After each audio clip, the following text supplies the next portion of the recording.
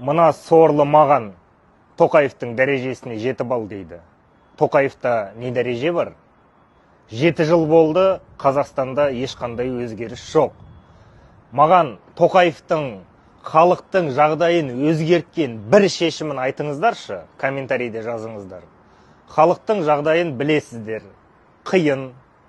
Елдегі болып жатқан жағдайды өздеріңіз көріп отырсыздар. Су тасқыны, проблемалар деген жетіп жатыр. Қымбатшылық бар. Солдаттарды өлтіріп жатыр армияда. Қаншама жастарымызды қыршын кетті. Қанішер Тоқаев 2022 жылы халықты террорист деп айыптап, атуға бұйрық беріп өртеді. Енді келіп елімізді Путиннің астына, Ресейдің құрамына тығып жатыр.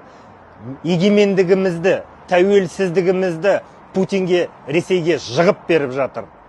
Қандай дәреже жайлы айтып жатсыздар? Қанішер Тоқаевты түрмеде шірітеміз. Белсенді болыңыздар, достар. Жасырын ұяшық құрып, штабқа байланысқа шығыңыздар. Алға Қазақстан!